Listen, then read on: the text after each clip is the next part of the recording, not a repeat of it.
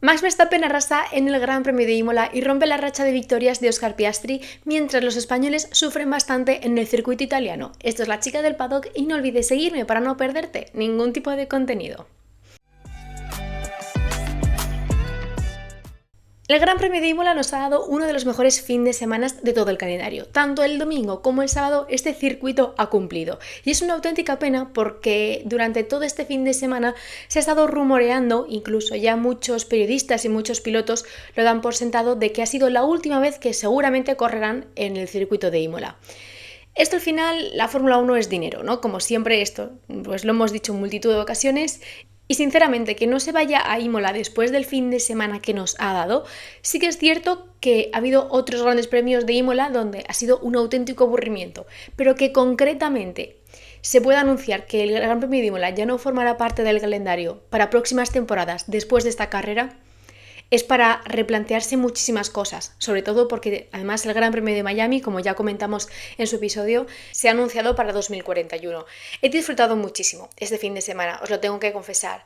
Tanto sábado, quizás el viernes no estuve tan pendiente, pero tanto sábado como domingo he disfrutado como una niña. Han pasado cosas que no pensé que pasarían en este circuito, porque pues tenemos precedentes de sobra como para ver que Imola es un circuito ciertamente estrecho para lo grande que son los monoplazas ahora, que en las últimas temporadas tampoco habíamos tenido grandes batallas en el circuito italiano, y sinceramente he disfrutado como una niña este fin de semana. Quien también ha disfrutado seguramente sea Max Verstappen, porque creo que ha sido uno de los fines de semana donde Max Verstappen se lo pasa bien, ya no solo porque ha sido el que se ha llevado la victoria en este circuito, sino porque ha ido él solo conduciendo prácticamente durante toda la carrera. Se puso por delante de Oscar Piastri en la salida, un adelantamiento que quizás yo me esperaba un poquito más de batalla, pero fue bastante limpio por parte de Max Verstappen, y eso que atacó por el exterior. Y como sabemos, esta temporada están habiendo bastantes polémicas con este tipo de adelantamientos, pero la verdad es que Max lo hizo de una manera brillante y súper limpia y prácticamente sin batalla por parte de Oscar Piastri, y a partir de ahí ya no vimos a Max Verstappen.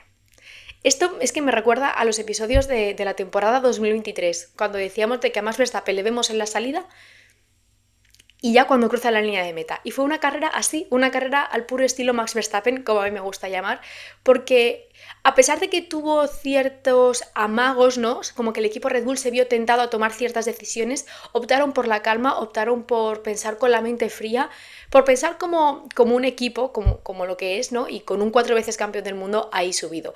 Sí que es cierto que Max Verstappen y el equipo Red Bull introdujeron mejoras en este Gran Premio, es decir, el Red Bull que hemos visto en Imola no es el Red Bull que veíamos al inicio de la temporada en Australia o en Arabia Saudí, donde podíamos ver que es ligeramente inferior al McLaren, pero a día de hoy podríamos asegurar que el Red Bull está muy parejo al McLaren, incluso en este circuito se ha impuesto, a pesar de que Oscar Piastri consiguiese la pole. Creo que fueron como 20 milésimas la diferencia con Max Verstappen, o sea que es prácticamente nada.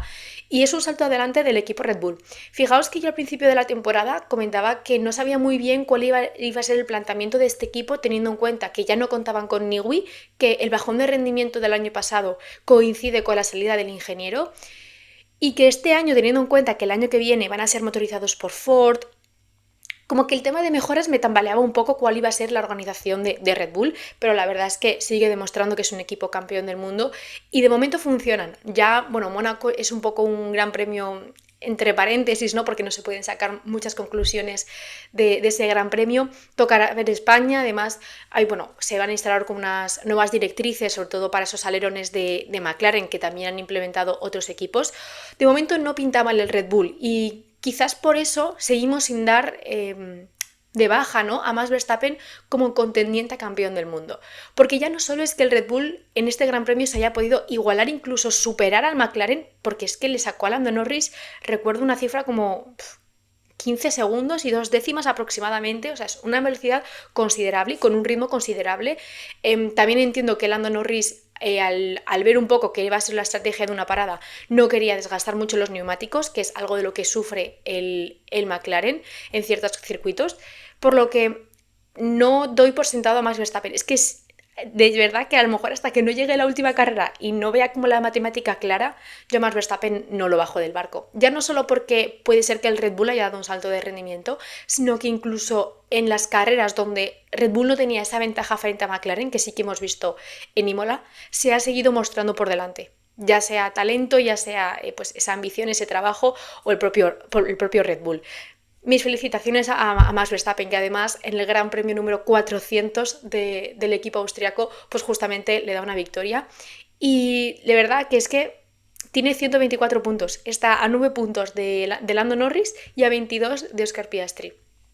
Me gustaría decir, y la verdad es que casi que me sale una sonrisa, y nunca pensé que me saldría una sonrisa con Max Verstappen hará como 10 años, pero estoy disfrutando mucho del Max Verstappen de este año. Y de verdad que tiene muy buena pinta y no quiero ser pesimista, es decir, confío en que Red Bull va a seguir aportando mejoras. También toca ver McLaren, que también ha incorporado unas pocas en este Gran Premio, pero tenemos Max Verstappen para rato en esta temporada. En segunda posición tenemos a Lando Norris. El piloto británico ha adoptado este fin de semana con una sonrisa mucho más alegre de lo que nos tenía acostumbrados. A pesar de que no clasificó en su mejor resultado, clasificó cuarto, partía desde un poquito más atrás, teniendo en cuenta que su compañero había conseguido la pole. La buena estrategia que McLaren implementó con Lando Norris le permitió mantenerse en una segunda posición, y la carrera de Lando Norris es que no tuvo más. Es que es un poco como la carrera de Max Verstappen. Porque a pesar de que estábamos comprobando a ver si McLaren iba a hacer ese cambio de posición con Lando Norris y Oscar Piastri cuando salió el safety car, de hecho en el Gran Premio de Miami, hace prácticamente 2 episodios, criticábamos a Ferrari porque no había cambiado posición con Lewis Hamilton y Charles Leclerc cuando Hamilton tenía como mejores armas, ¿no? Tenía mejor estado de los neumáticos y podía atacar y podía llegar al podio, y es algo de lo que criticamos de cobardía por parte del equipo Ferrari.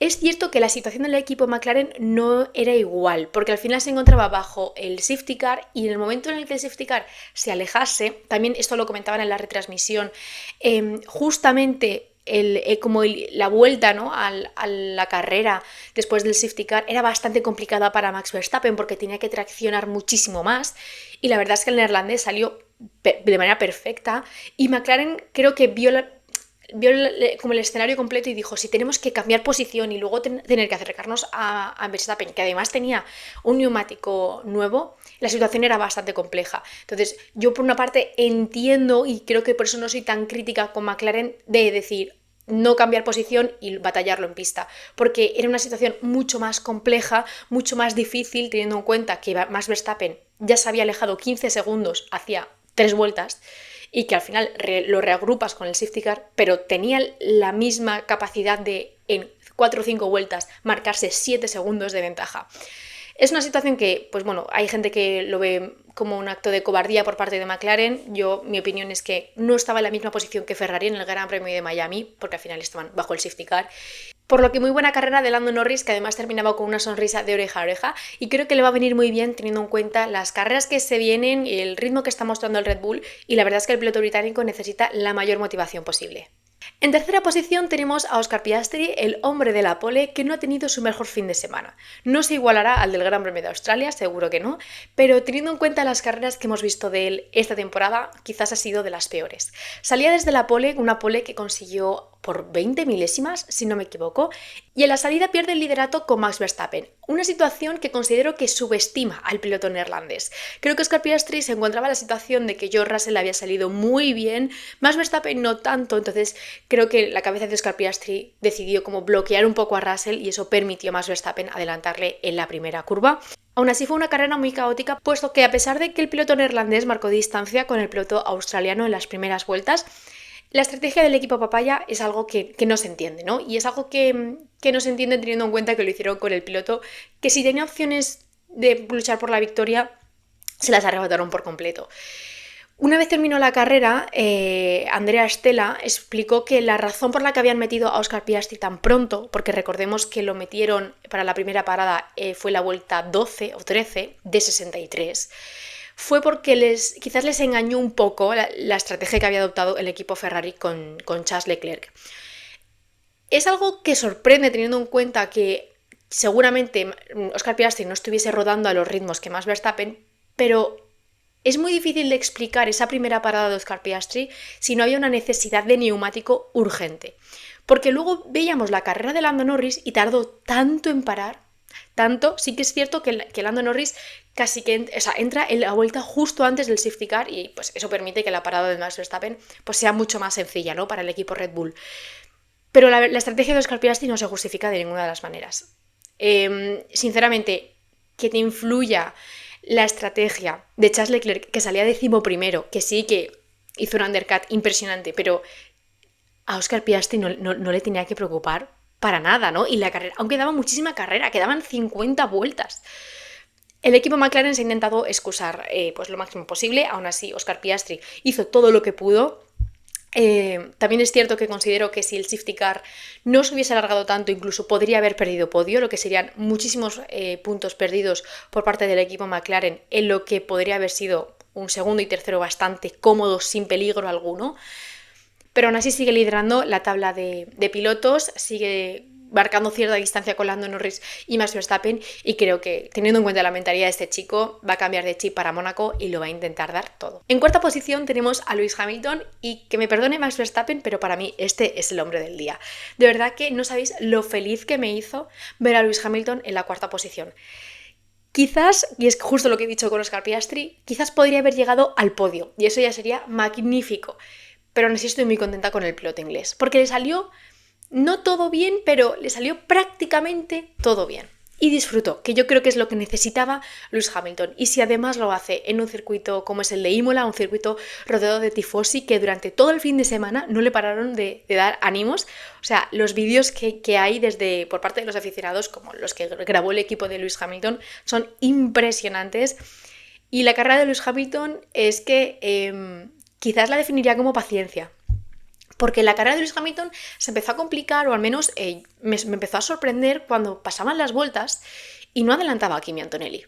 Se acercaba y se acercaba y se acercaba y lo intentaba, pero no parecía que iba a poder adelantarlo fácilmente. Los dos llevaban la misma estrategia, neumático duro, y aunque sabemos que el neumático duro funciona muy bien con ese Mercedes, yo personalmente me empecé a preocupar y dije, qué raro que Hamilton no pueda adelantar a Antonelli teniendo en cuenta que es un circuito que quizás no mide tanto el rendimiento del coche y permite a los pilotos luchar más entre ellos, ¿no? Los iguala quizás un poquito más. Y además que había sido un fin de semana como muy complicado para el equipo Ferrari en concreto, ya no solo por las carreras de Lewis Hamilton anteriores, sino que durante todas las sesiones habían estado reportando problemas con los frenos, que no tenían agarre, más allá de la pésima clasificación, ¿no? 11º y 12º.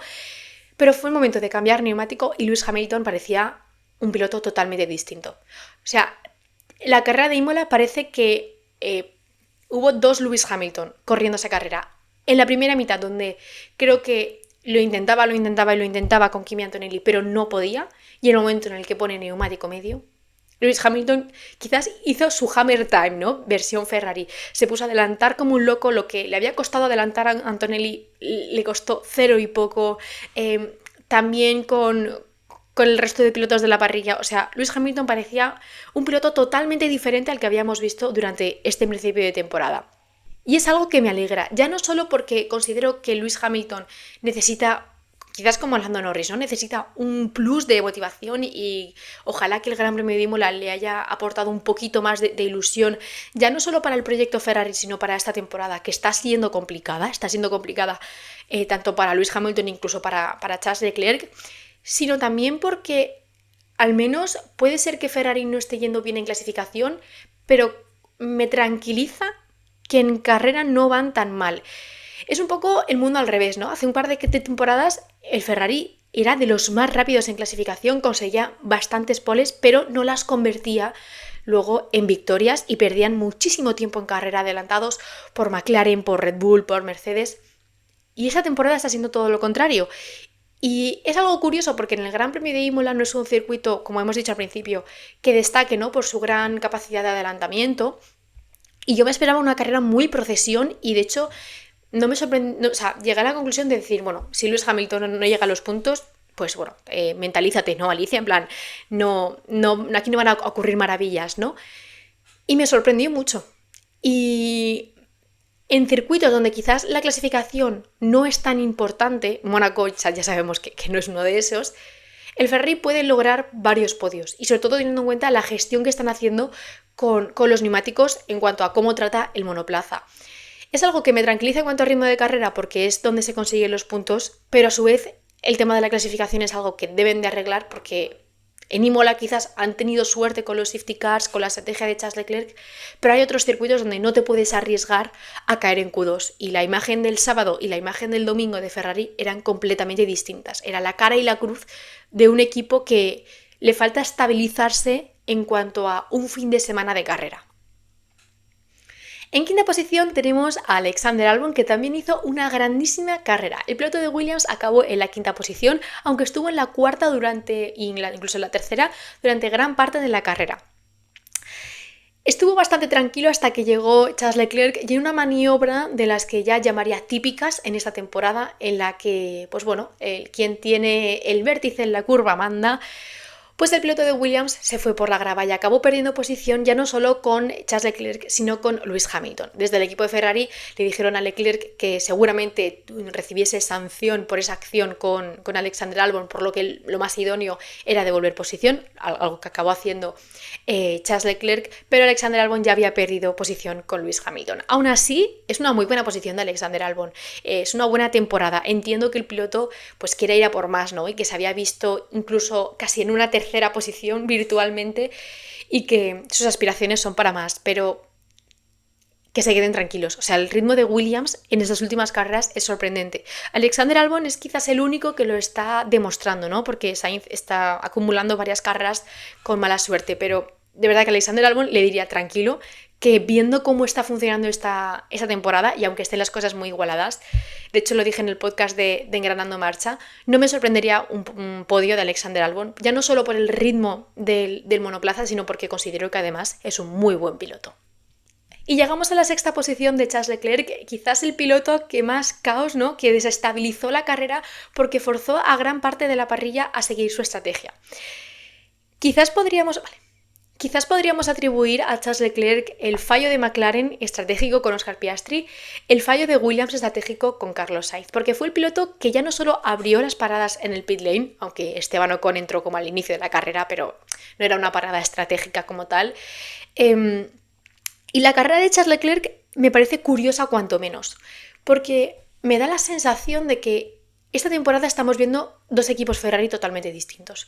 En unos fines de semana donde las cosas están súper claras, tardan un montón en reaccionar, pero cuando la situación es bastante compleja y tienes que arriesgan como los que más y además les salen las cosas bien, como ha sido este caso con Charles Leclerc. De verdad que aplaudo. Yo no sé si es que cambian de director de estrategia cada fin de semana o qué, pero aplaudo la decisión de Ferrari este fin de semana. Aplaudo el que alguien haya pensado, ¿y si metemos a Charles Leclerc? Que estaba ahí encapsulado entre los dos Aston Martin, que no acababa como de materializar los adelantamientos. Le felicito. Porque el que haya caído en metemos a Charles Leclerc y nos adelantamos a todos, a los dos Aston Martin, al Williams, a los dos Mercedes, es para aplaudir.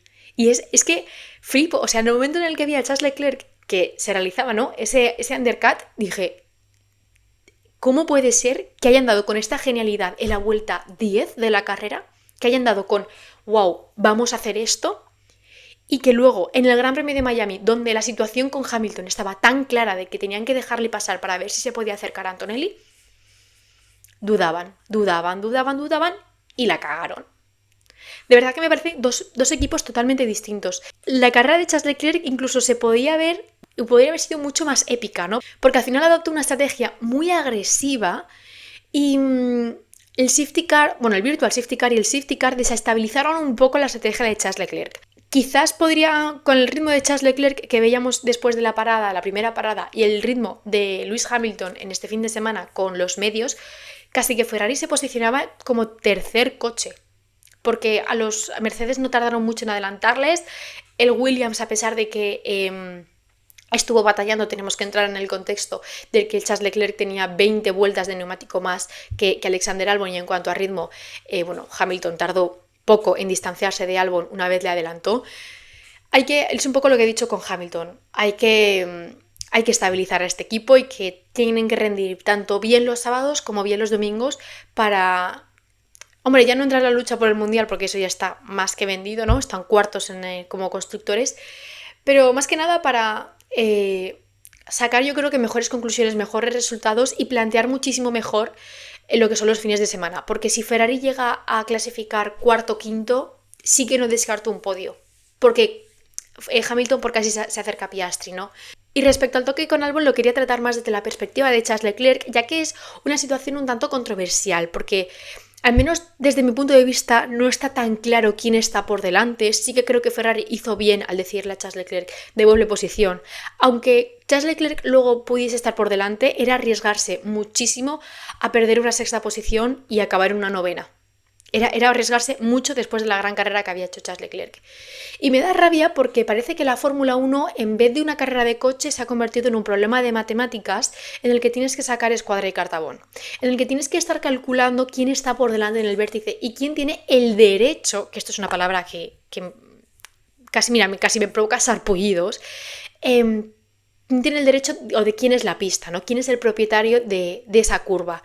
Porque ya no solo creo que ensucia bastante a la competición y los pilotos ya no quieren adelantar o ya no les preocupa cuál va a ser la mejor trayectoria para salir con mejor tracción, sino voy a estar por delante y tengo la potestad de sacar a este de pista porque estaba por delante del vértice, algo que me parece bastante asqueroso, ¿qué queréis que os diga? Sino porque además da aún más la sensación de que los pilotos dejan de adelantar ante la posible sanción, porque ya no solamente es que les sancionen por echar a otro de pista si no tienes el vértice, sino que además parece que les sancione por todo. Porque ha dejado poco espacio, porque le ha forzado a salir de la pista. Ya son varias carreras en las que ocurre este tipo de cosas, en las que varios pilotos son sancionados y me aburre y siento, es eso, que ya no estoy viendo una carrera de coches, que estoy viendo un problema de matemáticas.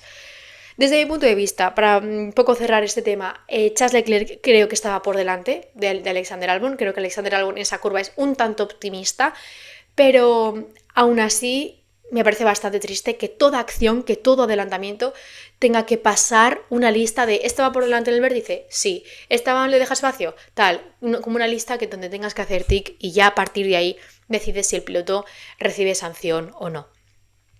En séptima posición tenemos a George Russell, un piloto que a mí personalmente este fin de semana me ha decepcionado. Los que me seguís en Instagram sabéis que le puse, creo que segundo en la porra.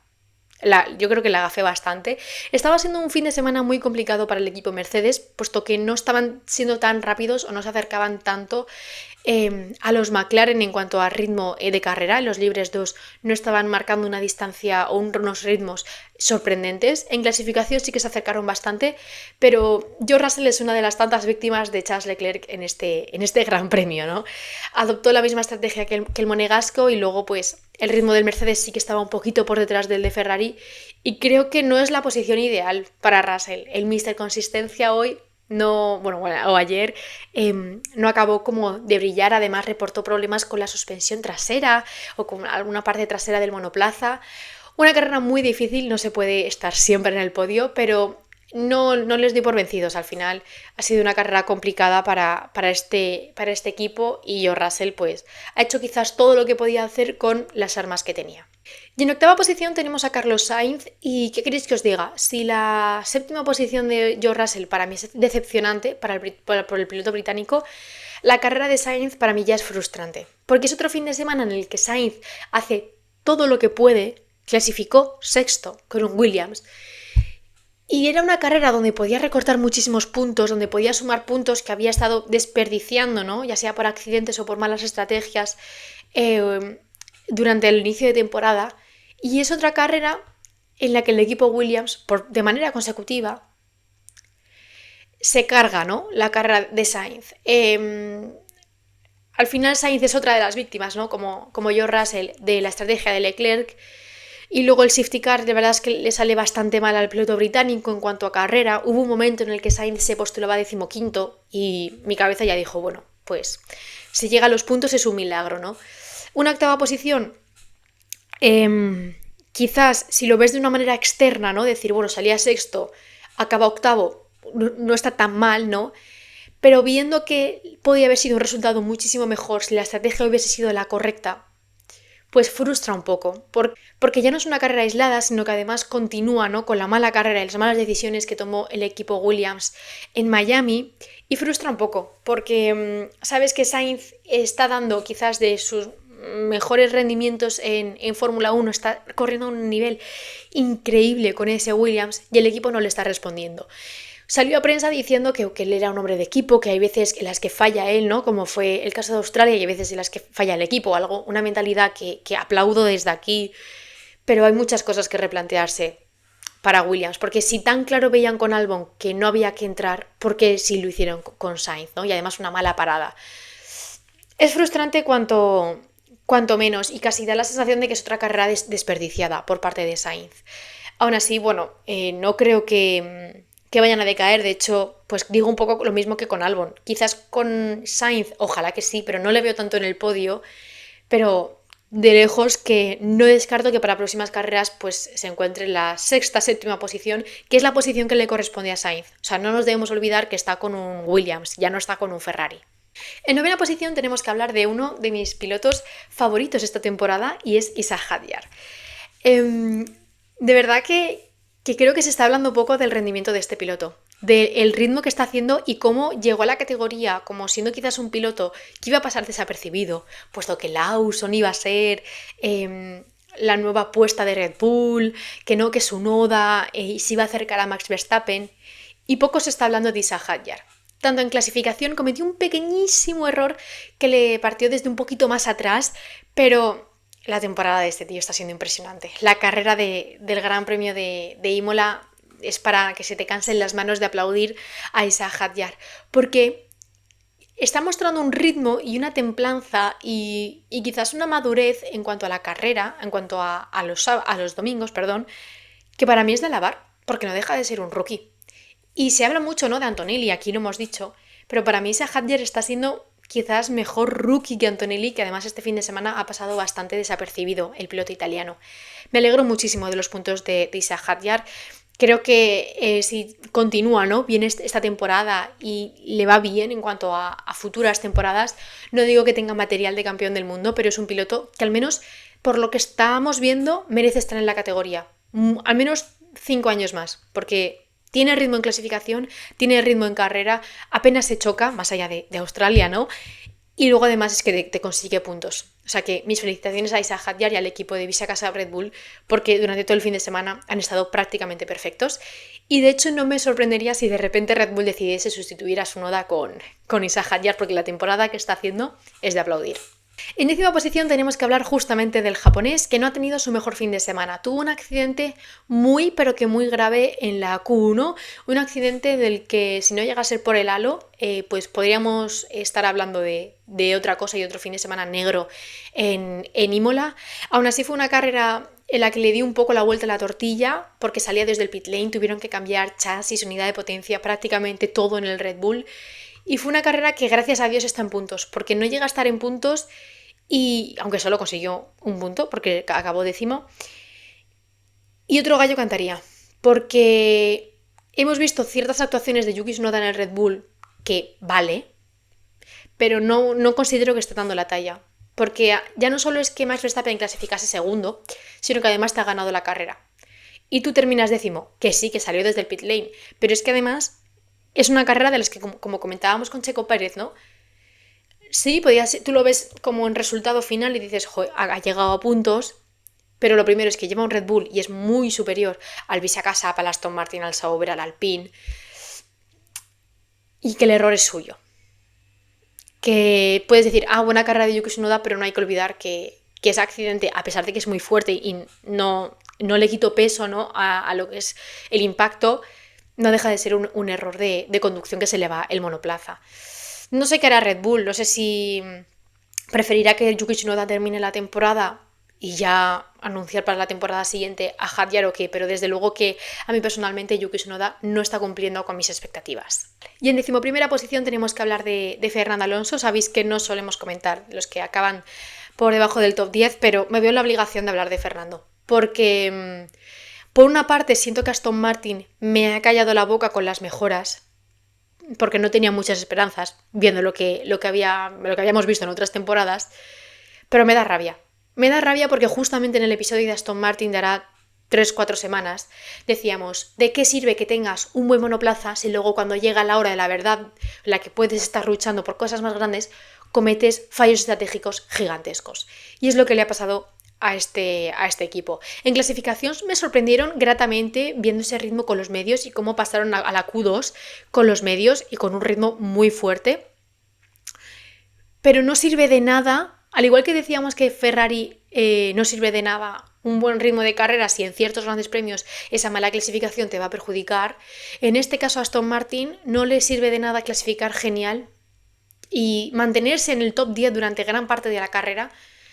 Si luego tomas una decisión estratégica, quizás podríamos decir dos decisiones estratégicas que barren por completo el gran rendimiento que había mostrado tanto Alonso como Stroll. A los dos les felicito porque el ritmo que han mostrado ha sido sorprendente este fin de semana con esas mejoras. Y me apena porque, como seguramente hayáis visto en redes sociales o desde la retransmisión, Fernando Alonso durante la carrera decía que era el piloto con más mala suerte del mundo. Y no le quito razón. O sea, Fernando Alonso es el piloto con peor suerte del mundo. Ya no lo decimos nosotros, lo dice él mismo. Porque cuando tiene un buen coche, las decisiones estratégicas del equipo o factores externos, como un virtual safety car o un safety car, destruyen por completo una carrera. Y cuando tiene un mal coche, incluso haciendo todo lo posible, el propio coche es el que le traiciona. Me da rabia, desde luego, escuchar esta radio porque creo que somos muchos los que esperamos ver un 2026 llenos de alegría, ¿no?, por parte del equipo Aston Martin. Aunque en el vídeo dijese que no tengo esa ilusión con el 2026 como quizás sí que lo tenía con la 33, por todo lo que explicamos en el vídeo, que bueno, si no lo has visto te lo dejo por aquí arriba o en la descripción. Pero desde luego que ves la trayectoria de Fernando Alonso, ves cómo empezó, ves cómo está prácticamente acabando, porque a Fernando no le quedan 10 años en la categoría, y te apena. Porque dices, es un piloto que merece más. Ya no me refiero en cuanto a títulos o en cuanto a victorias, en cuanto a reconocimiento creo que no le falta al piloto asturiano, pero es un piloto que merece más. O sea, merece más estabilidad, merece carreras mucho más estables, merece tantas cosas que de verdad que yo vi esa radio y casi que me entraron ganas de llorar. Pero bueno, ¿son mejoras? Bueno, en Imola han funcionado, en Mónaco es difícil de ver, ¿no?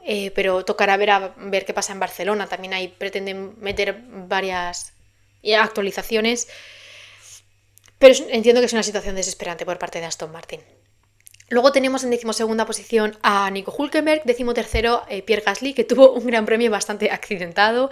En 14ª posición a Liam Lawson, 15º Lance Stroll, 16º Colapinto, que ya no me quiero explayar más porque llevo casi una hora de grabación, pero no ha sido el mejor fin de semana de Franco Colapinto, lo sé yo, lo sabéis vosotros, lo sabemos todos. Tampoco me esperaba grandes cosas porque el Alpine, tanto lo que hemos visto con Doohan como lo que hemos visto con Gasly, es un monoplaza muy difícil de conducir e Imola no es un trazado sencillo, que ya hemos visto que penalizaba cada error de pilotaje y lo vimos, ¿no?, en la Q1, ese accidente. En cuanto a ritmo, quizás se despegó un poquito más de Gasly. Es la primera carrera, o sea, tampoco vengo aquí a decepcionar, simplemente pues la primera carrera no ha estado a la altura, no pasa nada, pero no descarto que para las próximas Franco Colapinto se ponga un poquito más las pilas. Después de la carrera dijo que los mecánicos le habían ayudado muchísimo a entender el coche, a cómo funciona, cómo trasladar esos resultados del simulador que había estado haciendo a la pista.